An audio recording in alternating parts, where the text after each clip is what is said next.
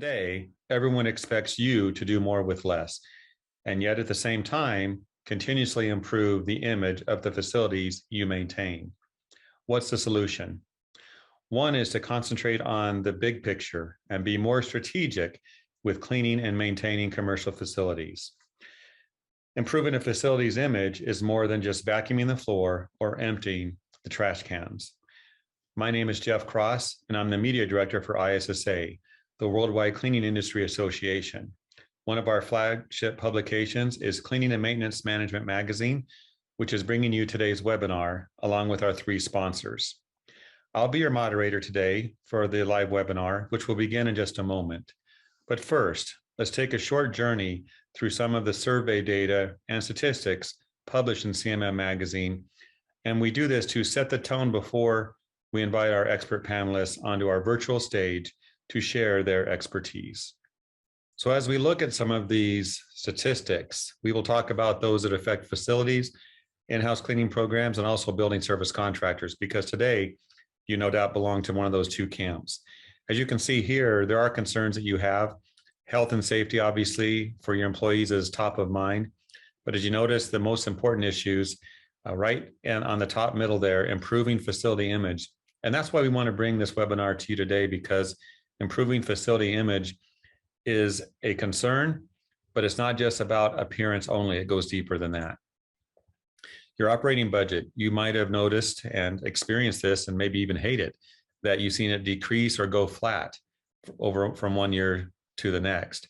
And with a decreased budget, you're still expected to take care of the 3 problem areas, which are the first things that people see when they come into your building: the restrooms, the carpet, entryway, and foyers. But it goes deeper, of course. What about COVID-19? How has that impacted your staff? As you see here, it's been either a reduce or furlough of staff, or maybe even reduce or eliminate completely. Only 14% have seen staff increase during the COVID-19 pandemic has started. A challenge for sure when it comes to taking care of your facility the way you want your team to do. What about business challenges experienced? Well, recruiting and retaining staff is top of mind at 63%, a whopping 63%, because to get it done right, to take care of your facilities, you need the very best team. And what about building service contractors? Well, they share some of the same pain points that you in-house facility professionals do, but 34% say the pandemic had a positive impact. How can that be? With their sales growth? Because there has been a need for more to be done, and to have someone come in and take care of a building and cover those costs, more has to be paid. And with disinfecting and cleaning, taking a higher level of skill, we've seen an increase in sales for these organizations. About 34% have said that their company has hired more staff to meet demand, so we see an increase there. And 16% has had to lay off or furlough staff. So again, some of the same issues. What about top challenges impacting customers? Well, top of the list, once again, improving facility image is of concern to those you take care of, the facilities you maintain, the customers that you service as a BSC, along with health, safety, and security, reducing costs. All of these things are concerns, but isn't that an interesting number? Tied with health and safety is improving facility image.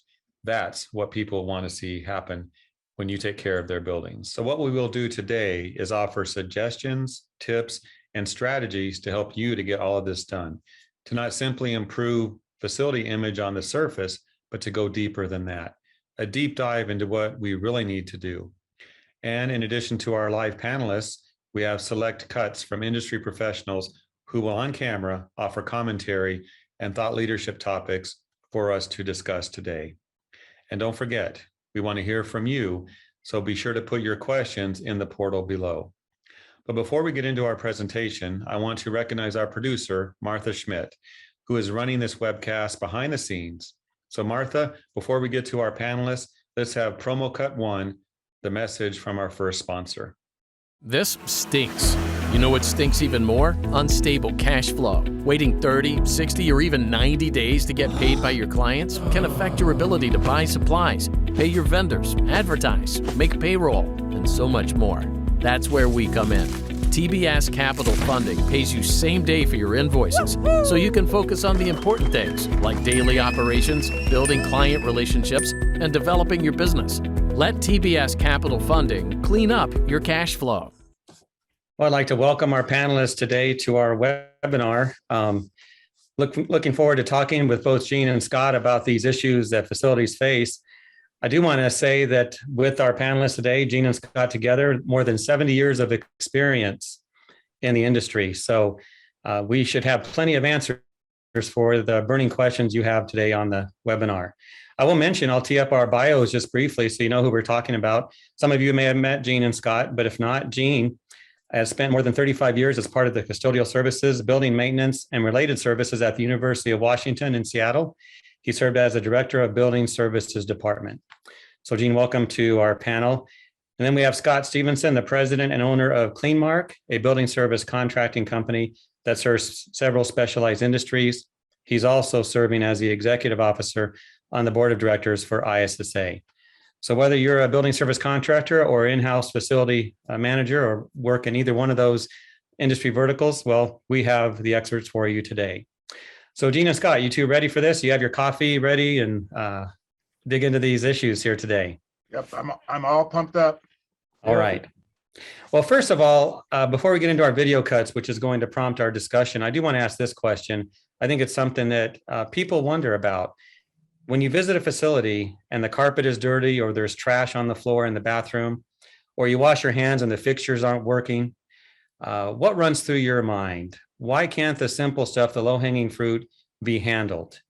And let's start with you, Gene, on this one. Well, it could be a variety of things. Maybe the work schedules aren't aligned to have the staff spending the right amount of time in those spaces. Maybe the training has been flawed. Supervision may not be giving good oversight to the staff, or it could be someone is just not engaged and is, it's not one of those top performers. So it's a variety of things. The root could be at the training and the work schedule. And the bottom line is having enough staff as well. So that could be a big issue with that. And how do you direct staff to the correct place when you're operating on such a short staff situation? So you have to readjust your priorities. Issues for sure. Scott, what would you add to that? Well, if it's an account that KleenMark cleans and it's after it was cleaned, there's gonna be some trouble. But to Gene's point, if it's a facility that maybe we're cleaning and we're predominantly second, third shift, and our cleaners are exiting the facility at 5, 7 o'clock in the morning, and this debris is later in the afternoon, possibly after the lunch hours, then we probably have to revisit the scope of work, because we don't have portering service there for first shift. If it's obviously a building we don't clean, I smell opportunity. Spoken like a true entrepreneur, Scott. Thank you for that. Okay, so let's get into our video cuts. Martha, let's have cut number 1. Hi, everybody. My name is Brant Insero. I'm ISSA's Senior Director of Education, Training, Certification, and Standards.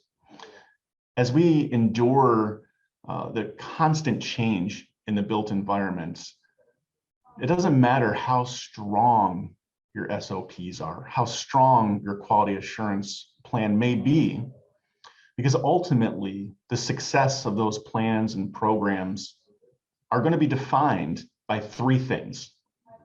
Number 1, the people, your custodial technicians that are working daily to make sure that you're successful.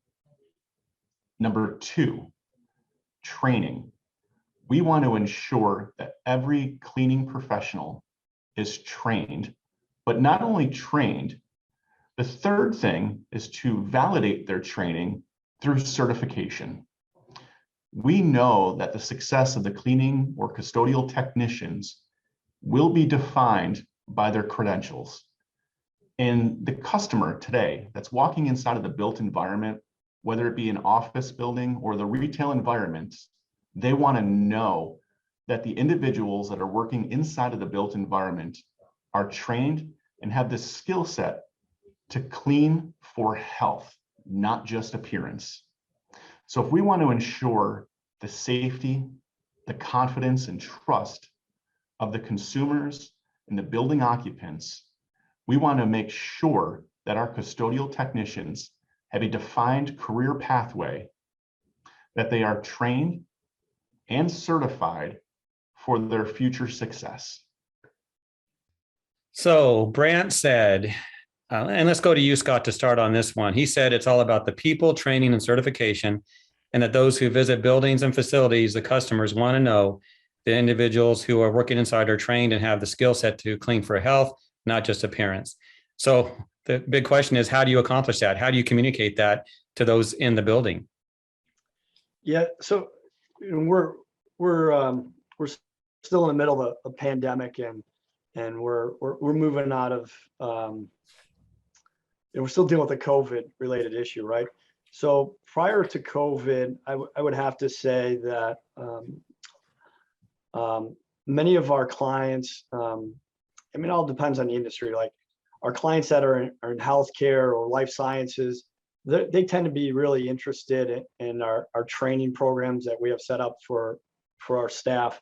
Class A office, some industrial manufacturing, needs are different. So industrial manufacturing, our clients are more interested in health and safety, that type of training. Not so much in regards to the training that, the training program that we have. But now moving over to what COVID has taught us is just about every client we have is educated one way or another in cleaning.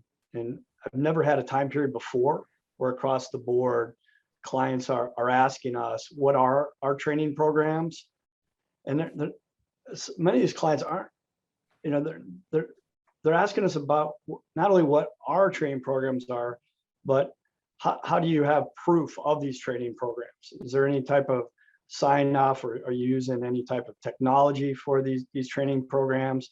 And what are the ongoing training programs that your company has developed?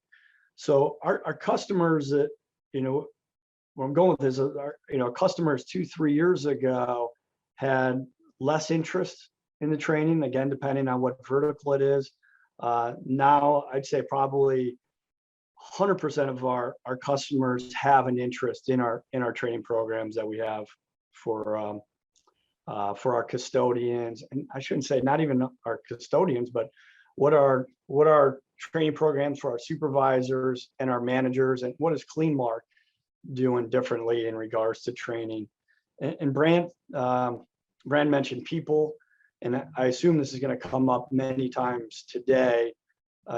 With the employment drought that we're in right now, that employees are at a deficit, and we're in the people business, right? We say all the time here at KleenMark, we're not in the janitorial business, we're in the people business. Cleaning toilets is just something we do, but day in, day out, it's about the people. Absolutely. The people matter and the job matters. What an impact you folks have on buildings. Gene, what do you have to add to that? Oh, I agree with Scott and what Brent said. It's the people. They're our most important resource, and we should be investing in them. And at the University of Washington, we had a very robust orientation program. Everything is documented. And back in the late 90s, I realized that we weren't training our staff enough and on an ongoing basis. So I actually designated one of my managers as the training manager, and he oversaw and made sure that we had systems in place, and the managers and supervisors had a process for getting training done. We actually developed a training center. We established 5 different procedures each year that we retrain people on, and that's based on our inspections, that's based on our observations, and we would adjust what 5 procedures we will retrain our folks on. In addition to that, though, I think what's really important is how do you keep your employees engaged? Gallup polls year after year indicate that only 33% of employees in all industries are fully engaged, and about 20% are disengaged. So we wanted to address that with our staff. So we empowered them to influence to work, to make decisions, to establish their own team goals. We had formed natural work groups, and they can form their own team goals. We wanted people to keep their brains on when they clocked in and not just go to automatic pilot. And that has reaped real good benefits in terms of people feeling that we care about them, that they're involved, that we want to hear their opinions. We got away from the top-down strict system and flattened the organization. And that really helped engage our staff. We were generating well over 1,000 ideas that were documented and implementing 800 of those ideas. We set up a sustainable structure so that people can give input into how the work is done. And also development in addition to training. We created a stepping stones program that developed the person, give them soft skills on communication, conflict resolution.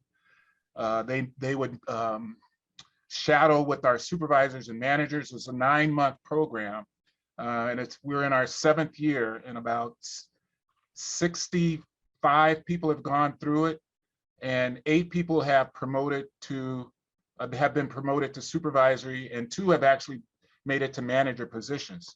And the ones who did not promote, they are much better teammates, much better employees. So for me, it's training, development, but most importantly is how do you keep your staff engaged? Engagement. I smell another webinar, folks. Yeah, I mean, precisely. I mean, Gene brings up an excellent point that is a major challenge for BSCs is employee engagement. So we have, probably 550, 600 locations that we clean. So all these employees aren't showing up on one particular campus or one office that we clean. So with all these locations and cleaners, 900 cleaners spread out throughout 3 states, for us, employment engagement is extremely difficult task. Something that we talk about all the time is how do we create a feedback loop with our cleaners. Luckily, with today's technology and apps, that helps, but it's certainly a challenge that comes up for us every day. Good information from both of you. Martha, let's have cut number 2. So hey guys, Ricky Regalado here from Rosal Auto Services. We are a BSC out of the Chicagoland area. So in my opinion, what a BSC brings to a facility for the facilities team and client is we bring an out-of-the-box approach, right? We are always staying ahead. We're very innovative, and BSCs are allowed to do that because they operate for themselves, right? We have an approach to a facility, I believe, a little differently than what an in-house facilities team would bring. And what I mean by that is we're always out there trying to figure out the new cutting edge software, the new cutting edge techniques, how to process a building. I don't care about cleaning a building. I don't care about walking through a building. What I feel like BSCs are learning now and what we're doing is we're bringing a different type of approach where we process buildings. One of the things that I think hinder relationships when it comes to facilities teams or BSCs for the client is that we're always trying to create a scope based on what was done before. We should be creating a scope based on today, what the facility needs today, the equipment that should be used on a daily basis. More importantly, the number one thing is what that client expectations are. I don't care about the scope from a year ago, 2 years ago, 5 years ago. You should be processing that building for today's and age, right? Perfect example, COVID. Nobody knew COVID was coming. You have to reprocess the scope that you did a year ago. Doesn't matter. 2021 is a new year, right? So it's always being able to be agile, I guess you could say, is BSCs are capable of being agile, as to where I feel like an in-house facilities team has to, there's red tape, right? They have to follow a certain protocol where a BSC is independent. They're able to do things not on the fly, right? We're always, we're directive, and we always have a roadmap on when we're doing things, but we do have a little bit more flexibility than your traditional in-house facilities approaches. Now, Gene, I know your blood pressure might be a little high now because of what was said there, but all in good spirit. Maybe we'll debate a little bit here. But what do you think, Gene? Let's start with you on this, that BSCs might have a competitive advantage. I don't want to generalize, but I've been an advocate for in-house operations my entire career. I do think there are places where administrators may not have the bandwidth or the talent to manage the custodial cleaning operation and don't have the resources to invest in the department. And I think that comes a time for a BSC. But for me, I'm looking at, let's develop those resources. Let's build up a team that could manage the in-house. Let's understand the data and all the costs of the operations, cleaning per square foot, what the cleaning level could be per funding, how much funding. If the funding is at a certain level, we can clean at a certain level so that we can compete with any efforts to, or any consideration that a facility might have to contract out. We can at least provide the data. So I've, during the recession in 2007, 2008, our funding was reduced, and I was asked to look at the potential for contracting out, and it just didn't weigh out. I mean, it would have saved dollars potentially, but it would have been kind of a different relationship with the cleaning staff and the facilities. One of the things that the University of Washington, and I can speak to a lot of my peers, is that we are agile. We are able to make changes. During the COVID this past 18 months, we developed 5 different cleaning plans to help prepare the university. And it was 5 different ways of cleaning and approach to prepare the university for reopening, which it did this fall. But I can say that BSC helped kickstart my career. My last football season at Portland State, I got a part-time job at Emmanuel Hospital in Portland, Oregon. And I was employed by the hospital. And there was a contractor who had the directors, managers, and I think a couple of supervisors.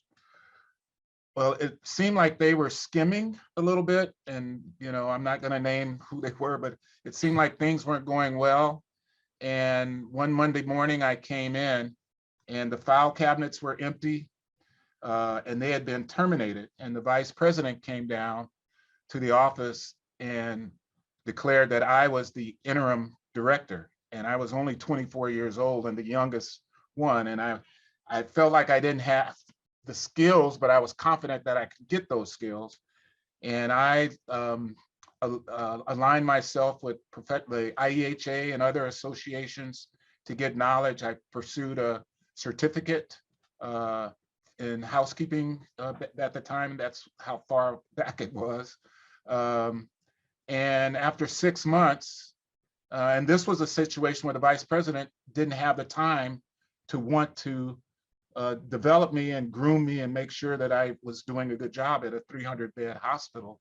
But after 6 months, he gave me the chance and I became a director, and that kickstarted my career. So I'm actually happy. Well, not happy. I have a little indirect, a good feeling for contractors because they did help kickstart my career. How people get started. That's many interesting stories out there. Thank you, Gene, for sharing. Scott, let's get your thought before we move on to our next video. Gene and I talked about this yesterday in preparation for this call. And in my experience in working with in-house service providers, usually usually the call to me is coming from above. It's generally at the executive level, and unfortunately, it is about cutting costs, and that's the unfortunate thing. You know, when I'm in our business, right, is as a whole, whether it's in-house or it's outsourced, a lot of times we get treated as an expense, and we can be commoditized pretty easy. So, you know, the mind shift is, how do you get the in-house service provider that's considering outsourcing and is looking at cutting costs, is to look at it as an investment, right? So the investment is within their own company, is focusing on whatever they do, and sticking to what they do, and then bringing an outsourced company, that in this case a cleaning contractor that is very specialized, and that's all they do. You know, and I think that's what Ricky, you got to love Ricky's passion, right? I think that's what he was getting at, is each and every day as a contractor, we got to wake up and you know, how do we become better today than we were yesterday? There's a great short clip, I think it's on Netflix, or was on Netflix, is the Japanese sushi chef in the Tokyo subway station, Jiro, who every day wakes up. He's a one-man restaurant, and every day he wakes up with that mindset as, how do I make sushi better today than I did yesterday? And Jiro, I might mispronounce his name, is like in his early 80s, you know, maybe mid 80s. But I totally can relate to that mindset, and I understand what Ricky's saying is in our industry as a BSC, we're constantly forced to do things faster and better. Now, the key is not to go down the rabbit hole of that third piece is cheaper. You don't necessarily have to be cheap. And if one thing that we're learning in today's COVID environment is, you don't necessarily have to be the cheapest person to win business. You have to be the company that is the best choice for that, for your existing customer or your prospect. And the best way to do that is to listen to the client, completely understand their needs. Ricky touched upon this in regards to tailoring a proposal or tailoring a cleaning program that fits the needs of your existing customer and your prospect. Thank you both. All right. Well, Martha, let's move to our next promo video.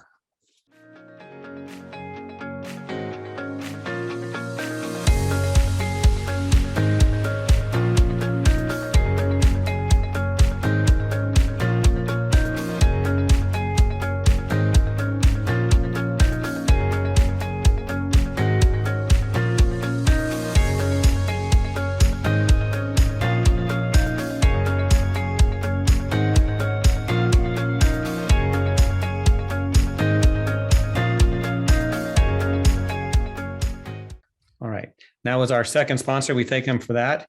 But let's now concentrate on the pandemic and challenges there, because we're still in it, especially with supply chain and distribution issues, manufacturing issues.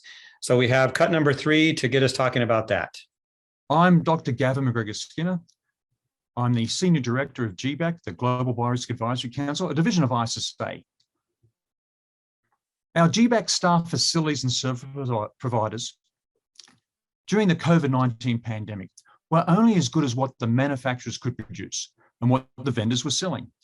It would have been much better if the cleaning industry could sit down, identify hazards and problems and challenges, and develop safe, healthy, and sustainable solutions.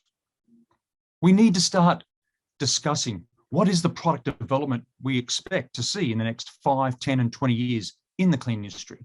We need to start that discussion by looking back at the past 20 years and apply what we know. But more importantly, we as managers, as operators, as the doers within the cleaning industry need to develop solutions that help us meet the regulatory compliance, control risk, protect our assets, and effectively manage people. We are one cleaning industry trying to standardize health and hygiene and safety, and neither of these should be competitive. So Gavin mentioned that we're only as good as the manufacturers could produce the goods that they could produce or the vendors offering them. What are your thoughts on that, Scott? Well, I tilted my head back and forth a little bit. We obviously had a supply chain issue in regards to the, interestingly enough, you had the promo of the disinfectant spray gun, right before this. Well, that's something where we obviously saw some supply chain issues. Disinfectant wipes, another major supply chain issue we saw last year. I was going to say hand sanitizer to a certain degree, but with that, it's such a high concentration of alcohol that a lot of alcohol distributors, and in particular vodka distributors, pivoted and they made hand sanitizers. That one self-corrected itself pretty quickly. Obviously hindsight is perfect vision. So I don't know really anybody that was prepared for a pandemic and the supply chain issues that we faced. But in regards to cleaning, I'd say as a whole, other than a few pieces of equipment, and we're not out of that, right? We've ordered a lot of equipment right now that we're looking at about a 120 day lead on equipment. So, we're still seeing the supply chain issues, but in regards to people and chemical and cleaning, sanitation, and disinfecting, it's not business as usual, but I mean, that's our number one source. I mean, our product is really people, right? So, that's the challenge right now that everybody in every industry is facing is the people thing. The one thing that we've learned through this, that our customers are feeling now is we've moved away from the perception of clean, where clients, they did a visual check and if it looked clean, the facility was clean, right? We're now clients and prospective customers are asking us, well, how do I know that the disinfectant cleaner that you're using works, and how do I know that you're following the proper procedures such as dwell time on that disinfectant? So, I mentioned this right out of the gates, is we're dealing with an educated customer now more than we ever had before. So we can't take that for granted, that our customer doesn't know cleaning and doesn't know the right questions to ask. So coming in with a high level of confidence with your customers and prospects right now, assuming that they don't know, is going to get you in trouble. You mentioned people again, Gene, that's your theme as well. Any additional thoughts on this? Well, we've all experienced COVID whiplash throughout this last couple of years now, it seems like. I was appreciative of the relationship that I had with our distributors, and that they worked with us early on and communicated when we could expect to receive certain items. I was most concerned with the PPE. And while at the same time, CDC was giving out different guidance, they learned more about the COVID and how it was transmitted, and things were changing pretty rapidly. So having a good relationship with your distributors so they can partner with you, project your needs, was no way to anticipate that this would come. Our team had been accustomed to disinfecting and disinfecting surfaces, and we have a daytime operation. So our students, our faculty and staff would see our people in action. And so that gave confidence that we had a system in place. We also, and I would advise any in-house operations to partner with your school nurses, with your environmental health and safety department. Any product that we bring in, we have it reviewed by these experts, for safety, for effectiveness, for how to use it properly. And sometimes they've rejected products that we thought would work well for us. So it's important to utilize the experts if you have those available, or your peers in the industry. Talk to your peers and facilities to ensure that you're getting the supplies in that you can. But it's been a real challenge. I was really concerned about the lack of PPEs and how the guidance was changing as we started doing more and more disinfecting. We went from disinfecting maybe a quarter of the day to almost more than half the day of disinfecting, and that changed the game significantly. Yeah, you need a lot of product and people to do that. Yeah. Well, let's go deeper into the people aspect of this. Martha, let's have cut number 4. Good afternoon, everyone. It's Mike Sawchuk. I'm with Sawchuk Consulting and provide consulting services to the professional cleaning industry. First of all, I'd like to thank Jeff and the ISSA for having me on this webinar. This is a very important topic, and I know there's a lot of very insightful, informative people, so I'm very grateful for that opportunity. And I'd like to thank everyone who made the time this afternoon to join in, to invest in themselves, their facility, and their people. As you know, as most people know, having great product procedures, protocols is important to a great facility image, but it's not the most important thing. The most important thing would be your people. Your people represent typically over 50% of the considerations to an overall effective cleaning operation. And with that, your custodians, your supervisors, your leads should be treated as the most important investment. The way I like to think about it is like a car. If you could imagine that car, let it be a Ford Focus, a SUV Chevy, or a 320 BMW, the sedan, the car, it represents the product procedures and protocols. However, the engine and drivetrain are the people. They're the ones that determine how responsive, how consistent, how efficient, how great your operation or it would be, or the car would be. So what's most important is looking at your people as a $1.2 million decision and treat it as an investment, in that resource. And the 4 most important things to consider are: number 1, attracting and recruiting great people; 2, the hiring, onboarding, initial training and education you provide them; 3 is developing those people with upskilling and ongoing training and education; and 4thly would be retaining the best of the best. Either you do all those things, or you're going to get left with a process that's going to deliver you something less than that. Many managers, many FM executives say that they do all these things, but I challenge that.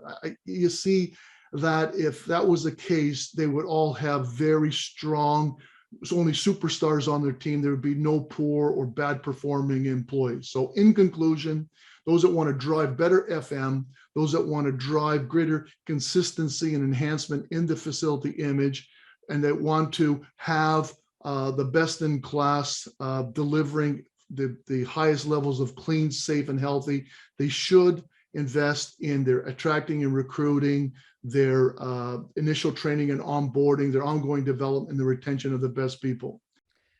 So Mike talked about people again. He says they're the most important component of an effective cleaning operation, and that many managers say they do everything that he discussed.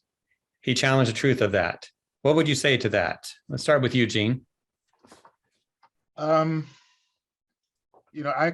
My perspective is from the professionals that I've associated with at other universities and K through 12 school districts. And I think many of those have well documented training programs and development programs. And they can really speak to that. But I think we're the leading edge.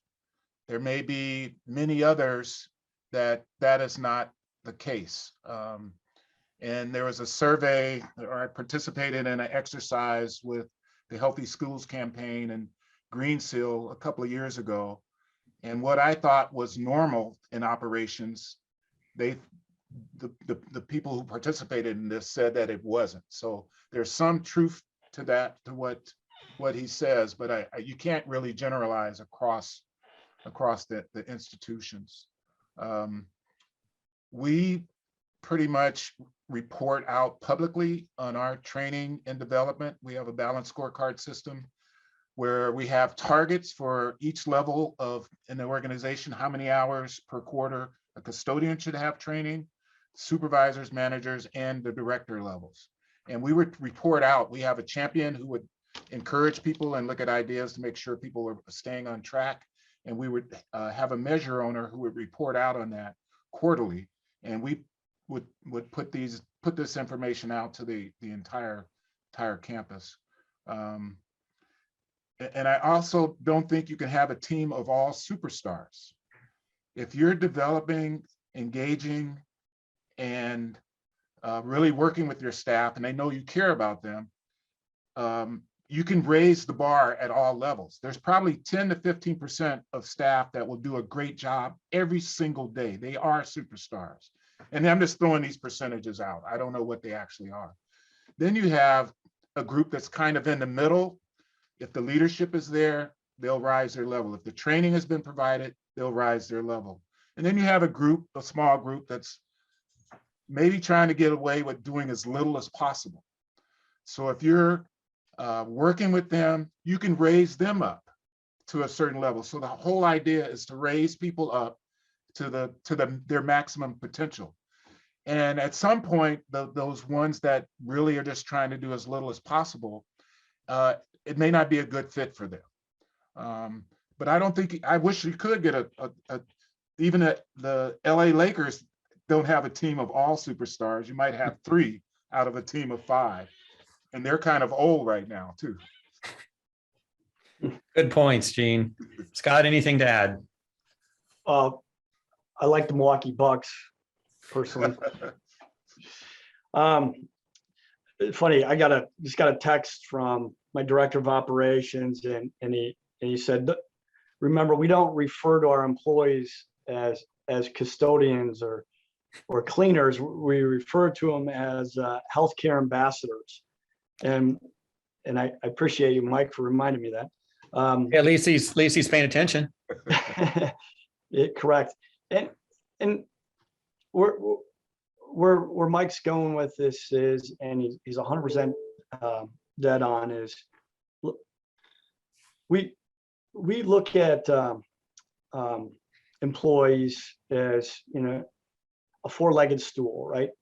Recruiting, training, development, and retention. Bouncing back to engagement is that first day on the job, we have found if we kill it, our cleaners experience on day one, if we kill that first day, I guess what I mean by that is if we create a great experience for that cleaner on day one, they're going to show up for day 2. Day 2, we can't let off the gas. We got to make sure we're there day 2, day 3, day 4, day 5, and stick with this person until they got it, right? So the one thing I'm going to tell everybody on this call, that if you guys want to increase engagement and you want to decrease costs, look at your processes around how you recruit people, how you train your people, how you develop your people, and how you retain people. You cannot spend enough time focusing on those four areas. And what Mike said is in regards to the ambassadors, of changing the lingo of how we treat our cleaners, is each and every day, if they have a purpose of why they come to work, and if they can see the difference, and if they know the difference, and they feel the difference, and they feel a high level of gratitude for the work they're doing, they're going to stick. They're going to stick a lot longer than the guy who's putting together some crappy meat on a subway station. Yeah. Thank you both for that. We did have a message come through our chat that Subway sandwich, by the way. we did have a comment come through on our chat that custodians save lives. So whether you call them custodians or health care ambassadors or whatever your person said, Scott, they're important. They're 100%. essential. That's for sure. 100%. All right, we need to move on. We do want to leave time for our questions. So let's go to cut number 5, Martha. Hi, my name is John Kelly. I work at JLL. We're a global facility management company. I'm the global SME for janitorial. And today I want to talk about how we can help our clients. We focus every day on keeping the buildings clean and safe and healthy, but we also need to help our clients grow the desire of their employees to return to their office, to return to that community where they can interact, they can collaborate, they can share ideas and thoughts, and they can build on the programs that their client wants and also that their employer wants to be able to deliver quality service. So how do we do that? So we do that through a variety of things. We at JLL focus on experience. Everything is an experience. The office is going to become a destination. The office will always be the heartbeat of every business. But it also needs to become a destination. Why do you want me to come to the office? Well, I don't care that you want me to come to the office. I want to come to the office because I want to experience all the cool things that my employer is offering there. And so janitorial, facility management, we are all part of that community that really focuses on helping the client bring their employees back. Without us, the buildings won't be clean, they won't be safe, and they won't be healthy. So it's critical that we're there. But we also have to add to that experience. It has to be a positive thing where we have uniforms that stand out. We train our people to smile and say hello and to offer help when they see somebody at the door with their arms full. It's all about the experience. Facilities has changed and is growing every day. And we as an industry must become more agile, and we must become more focused on how we can become part of the reason that people want to come back to their offices. The future is all about technology and innovation, and we need to do that. We need to help promote that and grow that, and we need our suppliers, our janitorial partners, our other self-service partners to bring that to us and help us to deliver that additional focus on service delivery, validation, all those things that make our client and their employees feel safe to come back to the office. It's all about the employee. It's an employee-centric environment today. So our clients, our real estate partners, and our suppliers all have to be focused on how we can help that employee want to come back to that destination office now. So John talked about the office being a destination, a place for collaboration, and that a come back to the office strategy is needed. Okay, so you both are in the cleaning industry. How do you do that? And we'll start with you, Scott. If it can be done. Well, yeah, John, boy, these large property management guys love technology, don't they? I like his, I like how he touched upon experience is, quite often in the cleaning industry, what we do is off hours. So we used to call it elf cleaning year, where we come in at night and we do all these, these wonderful magical things. And then the next morning, the client comes into the building and things just magically appeared clean, right? And they have no idea how it happened. What we're seeing now with COVID and before COVID is a shift in how offices are being utilized, where your Class A office was 8 to 5 Monday through Friday. We're starting to see some staggered shifts as people come back into the workforce because they're utilizing the office differently. So we're seeing more people in the second shift. And because the client is looking for us to be more visible, and we're suggesting that we be more visible. Hence, if they see us walking around with disinfectant and microfiber cloths, the perception of the occupants is we got people cleaning. right? We got people disinfecting. So that's going to raise the level of the conscious health with our customers. You know, he also mentioned, and I'll end with this one, is a small investment back with your employees and your customers is you got to get the uniform right. You got to get a nice uniform that the employees will want to wear and they'll appreciate it.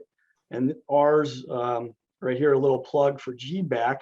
When our folks go through the GBAC certification, they get a technician shirt, and that stands out, and our employees take great pride in the fact that we're investing in them. And again, it's getting back to how do you get your employees to stick? Well, if they feel and they know you're investing in them, they will stick. Good stuff. Gene, anything to add? Communications with your key clients and keeping a rhythm of that communication going. We produced a video that described how we're cleaning the university. We put blog items. We did everything we can to keep that communications open. And because we've been on day shift, there's been our staff has been embedded in each of the departments. We've got over 200 buildings, close to 13 million square feet, and our staff are part of each department, each college, and so there's that relationship. But it's all about communicating to our campus community of what we've done to prepare it to make the campus safe for their return. The university did not want to continue to be online. Students wanted to be back on campus. In-person activities is so important to the college experience. So those 5 plans that I mentioned earlier, we communicated each of those plans out on how we were preparing the campus. I don't have time to go into each of the plans though. Down the road, we'll cover those, I'm sure, one day. Good information. Before we get into our Q&A part of our webinar, we have our final sponsor message. Martha, promo cut 3. At Aspire Software, we know that when you're running a janitorial company, it's important to have the right tools for the job. Aspire offers the end-to-end functionality you need to keep your entire business running smoothly and profitably. From estimating, scheduling, mobile time, and invoicing to real-time job costing and more. Aspire provides access to information from every area of your company and real-time visibility into your gross margins so you can make proactive, informed decisions that enable your business to grow and thrive. Aspire Software, the most comprehensive business management software for janitorial companies.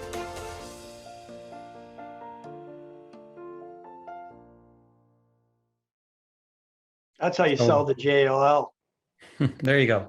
Get everything you want. We have our 3 sponsor messages. We appreciate our sponsors for the webinar today. Let's have some questions. We have a couple of questions from our audience. Here's one, and I don't know which one he wants to handle this. Let me ask the question and we'll figure that out. During the pandemic, how important is the creation of a pandemic team composed of BSC customers or in-house stakeholders? So Scott, you want to touch on that? Well, yes, having a team ready to be deployed is crucial.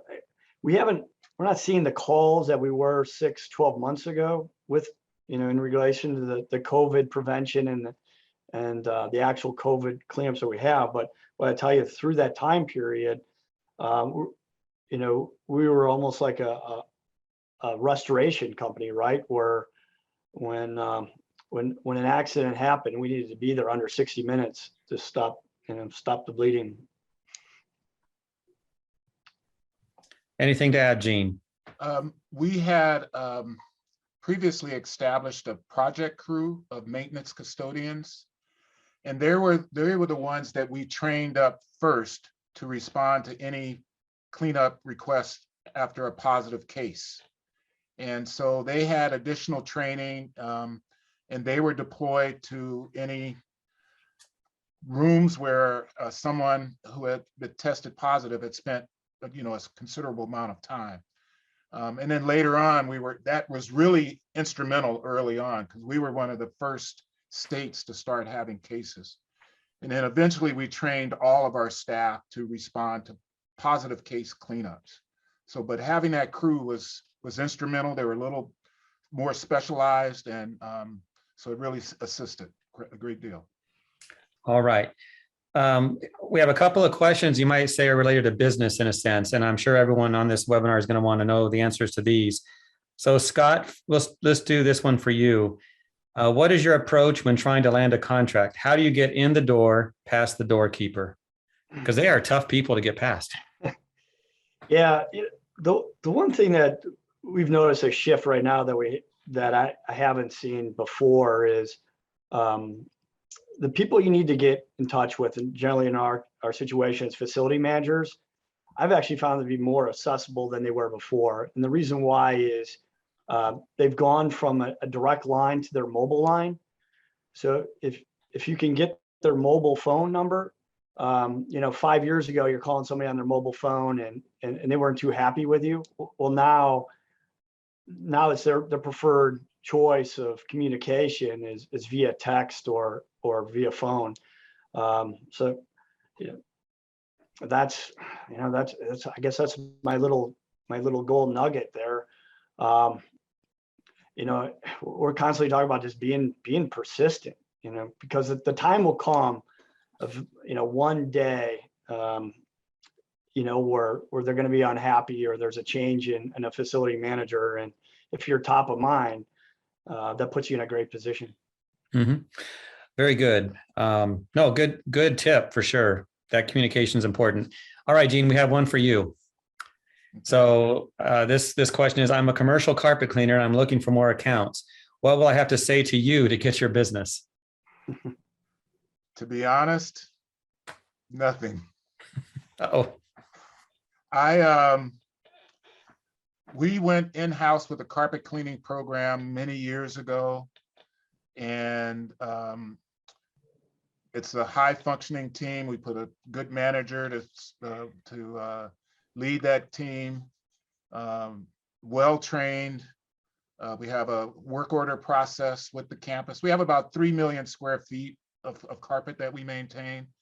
We have our production rates, based on how many people we have on our, available, how many hours available per quarter, and we can report out the square footage. And so it was hard for me to consider bringing in a contractor. We do bring them in for emergency flood situations because they are able to mobilize quickly, but for the routine ongoing cleaning, as you can tell, I prefer the in-house operation. So what Gene is basically saying, he has yet to meet a carpet technician that can sell him on the idea that they're better than what he has. And that's something for you guys to learn when you're dealing with in-house service providers, is you better come prepared, because these are knowledgeable guys that run a very tight ship cleaning program. And if you're going to try to edge them out, you better come prepared. You got to bring your big boy boots on, right? Yeah. Well, Gene, Scott. Gene, Scott has your mobile number, so maybe he's going to try something. I don't know. I love Washington. Well, I'm retired now. This is the first time in 2 months I put on a work shirt. There's opportunity. No one actually retires from this industry. You're still with us. Yeah, and I intend to remain in the industry. It's been my life for my entire adult life, and so I want to continue to stay involved. Yeah, and we welcome that.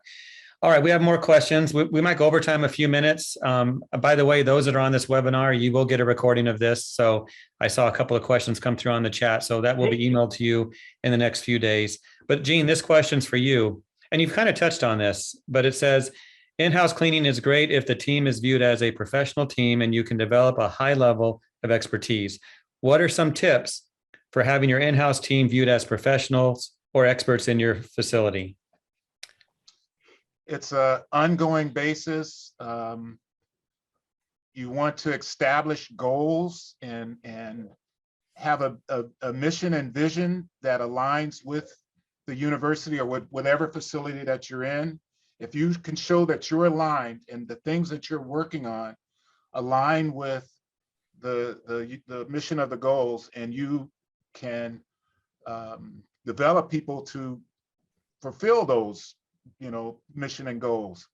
We're here to provide a safe environment for the students, and that's part of what we do. And that's, and we're going to work toward that. And our staff is here.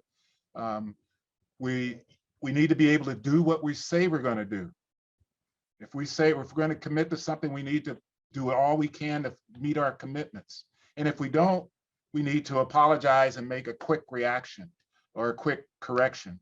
A lot of times, it's not the failure of meeting an expectation. It's the follow-up. How quickly can you restore order and whatever it is?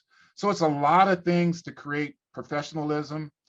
Your presentation, Scott mentioned uniforms, how people look, how clean are the carts that people have. I mean, there's how orderly are your closets, how confident is your staff. It's just a whole lot that goes into being professional, and not being defensive, being able to take criticism, because everybody, I mean, we have 70,000 customers at the University of Washington, and any one of them can have an opinion and express that to us about what we missed. We missed the trash, or we missed something. And so being professional in those responses and not being defensive is another way. Yes, just fix it if there's an issue. I like that. Take care of your people. Scott, we have a question here that we'll ask you. How do you keep your team and individuals, how do you keep their motivation high? And working that graveyard shift, that might be tough. I don't know. What do you think? Yeah, it's a lot easier in the field when you're going to a facility that has 5, let's just say 5 or more cleaning technicians in it, than it is some of the isolated facilities where we do a lot of branch banks, right? So we got over 300 probably branch banks that are spread out with only one cleaner there. So it's tough to keep those guys motivated because we hardly ever see them, with the exception of doing an inspection once a month. So again, technology, social media for those isolated facilities, for those teams that I said that you can get to a building that have 5 or more. We love celebrations. So we celebrate birthdays and we celebrate anniversaries. We celebrate clean scores. So we'll find just about any reason we can to celebrate with our teams. And that's an opportunity where management comes in and they celebrate, they recognize, we show a tremendous amount of gratitude towards our cleaners. And that they like, who doesn't love a free slice of pepperoni pizza and a Coke or Pepsi, right? I mean, it's you can give somebody a raise once a year for a couple dollars, and 2 weeks later it's forgotten. But each and every day when we interface with our employees and we pat them on the back and we sincerely appreciate them for what they do, it only takes 10, 20 seconds. That's like an instant raise every time you engage with them. So that, that's something that we talk about here all the time, is when we enter facilities, don't try to find all the things that we're doing wrong. Try to find all the things that we're doing right. In relation to those of us that have partners, whether it's a boyfriend, girlfriend, or wife or husband, in that relationship, if you're always looking for the things that they're doing wrong, that relationship isn't going to last very long, right? If you're looking for the positive things that they're doing right and you're grateful for them, chances are you're going to have a happy, healthy relationship. And I think the relationship that we have with our employees is we try to focus on that. What are the things that they're doing right, and a less emphasis on the things that they're missing or doing wrong. Yeah, I might be applying for a job one day, Scott. So, Jeff, can I add a point? Because yeah, Gene, we're about out of time, but we'll give you the last word here. Go ahead. Recognition and celebrations. I just think that is so critical. The pizza, the pop, they really value that. But what they really value is the time that leaders spend with them during those celebrations, the interactions, the conversations, to get to know one another.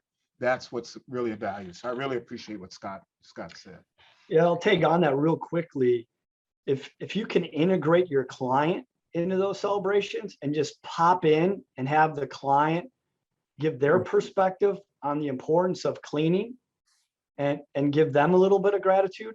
And 99% of the time, your clients are going to say yes to that. I mean, Yes. who's going to say no to that if the schedule's aligned? Man, it's a win-win-win situation. Plus, there's pepperoni pizza. Plus the client gets fed. Yes. Yeah. Speaking of pizza, it's probably about lunchtime for many of those on our webinar today. So we'll wrap it up here. Thank you both, Gene and Scott, for your expertise. Thank you. One thing, Jeff, just real quickly.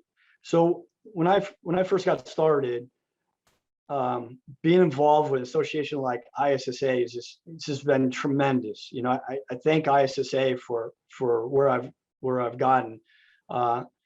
And one of the things along the way, besides all the value I get from ISSA through certification, accreditation, and all the other things they do, is the peers that I've met along the way. So a way for me to give back to the organization and to the industry is to make myself available. So you guys hit me up on LinkedIn.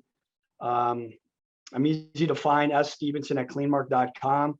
If there's anything I can do for you contractors that are out there or facility managers, please reach out to me.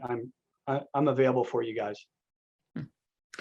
Well, we appreciate that. And that's a nice final word, a little bit of assistance offered there. And I'm sure Gene is going to be helping out as well. Yes. With consulting. Okay. Yes. Just reach out to me on LinkedIn if you think there's anything I can assist you with.